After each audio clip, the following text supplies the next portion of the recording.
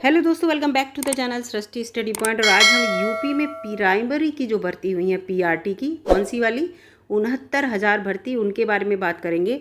उनमें आपको पता है कि बीएड के स्टूडेंट भी सेलेक्ट हुए थे। और जब आपको पता है पीआरटी में बीएड के स्टूडेंट सेलेक्ट होते हैं तो उन्हें क्या होता है, 6 महीने का ब्रिज कोर्स करना होता है। लेकिन उन लोगों का, उन्हें 2 साल की ज्वाइनिंग हो चुकी है, अध्यापक पद पर कार्यरत हैं, लेकिन अभी तक ब्रिज कोर्स नहीं हुआ है। इसको लेकर वो खुद भी परेशान है। क्यों? क्योंकि सुप्रीम कोर्ट का जो डिसीजन आया है, आप सभी लोग जानते हैं कि क्या डिसीजन आया हुआ है। जिस नियम के अनुसार उनकी भर्ती हुई है, उसी नियम को, यानी कि एनसीटीई की जो अधिसूचना थी उसी को 2012 को, वो 2018 वाली को सुप्रीम कोर्ट ने जो है स्क्वैश कर दिया है, ख़त्म कर दिया है, उसे गलत माना है। और सुप्रीम कोर्ट ने कहा है कि पीआरटी के लिए बीएड वाले जो हैं एलिजिबल नहीं हैं। तो ये इस वजह से थोड़ा सा उन्हें परेशानी है। तो यहाँ पर सचिव का जो है एक लेटर आया है, आंसर आया है, किसके द्वारा? श्री वीरेंद्र कुमार त्रिपाठी जी ने क्वेश्चन पूछा है, उत्तर प्रदेश प्राथमिक शिक्षक संघ।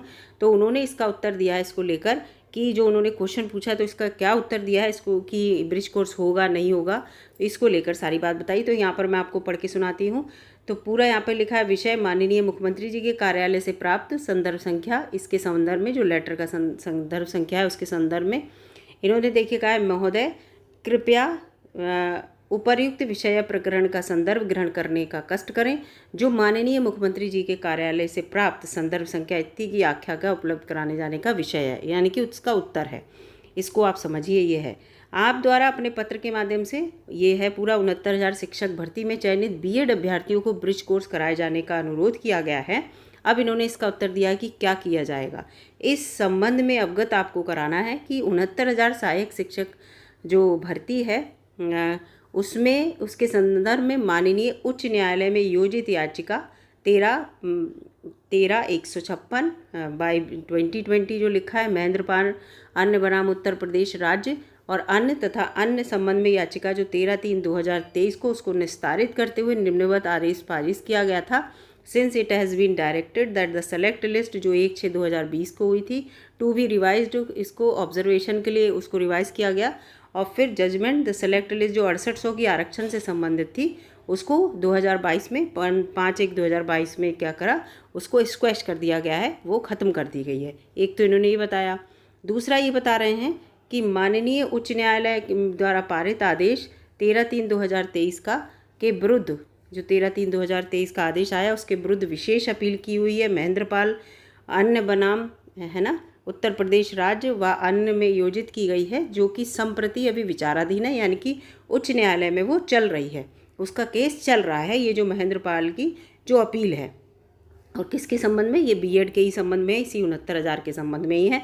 तो आप द्वारा अपने संदर्भ के साथ संलग्न राष्ट्रीय अध्यापक शिक्षा परिषद द्वारा निर्गत अधिसूचना, इन्होंने पूरा लिखा था, पूरा ये जो सुप्रीम कोर्ट का जो मेन लाइन थी वो यहाँ पर इन्होंने दे दी थी पूरा, कि 26/6/2018 का जो एनसीटीई की गाइडलाइन है उसको स्क्वेट कर दिया गया है, स्क्वेश कर दिया गया है, सेट असाइड कर दिया गया है, इनको हटा दिया गया है।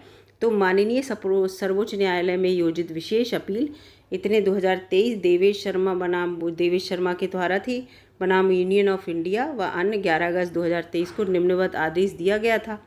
आपको पता है कि आदेश क्या दिया गया था? तो ये पूरा आदेश दिया गया था। इसमें क्या कहा था कि जो एनसीटीई की गाइडलाइन है 28/6/2018 वाली, जिसमें बीएड जो हैं वो भी पीआरटी के लिए एलिजिबल होंगे, लेकिन उन्हें 6 महीने का ब्रिज कोर्स करना होगा, उसको हटा दिया गया है कि अब बीएड वाले पीआरटी के लिए एलिजिबल नहीं है, सुप्रीम कोर्ट ने कह दिया है।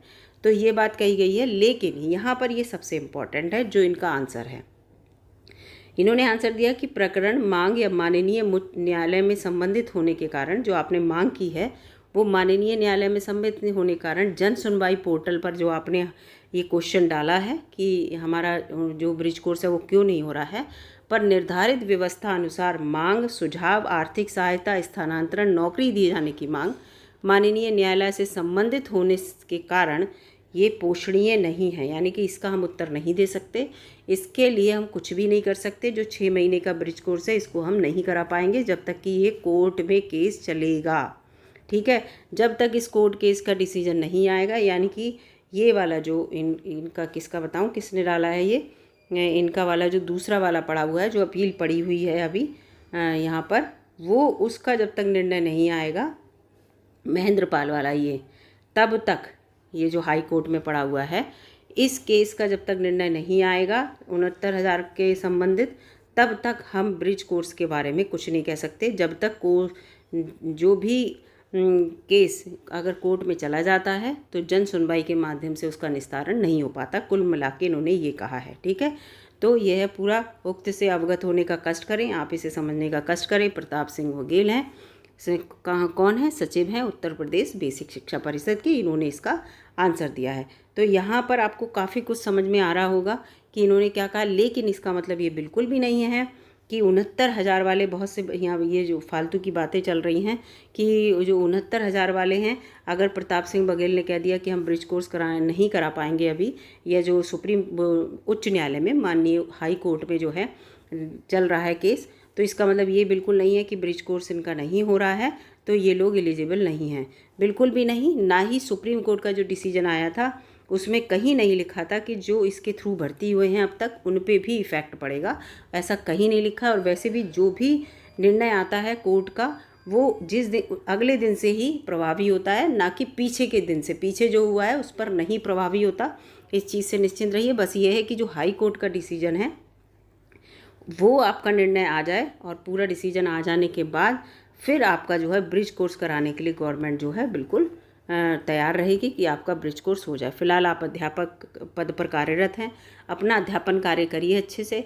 और ब्रिज कोर्स जो है वो गवर्नमेंट की टेंशन है, उसमें अध्यापकों की कोई भी उसमें वो नहीं है कि अध्यापकों को कोई दिक्कत होगी या अध्यापकों ने कुछ ऐसा किया है, क्योंकि अध्यापक की जो भर्ती हुई थी वो एनसीटी की गाइडलाइन के अनुसार ही हुई थी, तभी उन्हें ज्वाइनिंग मिली थी। अगर एनसीटी की गाइडलाइन के अनुसार भर्ती नहीं होती तो उन्हें ज्वाइनिंग भी नहीं मिलती।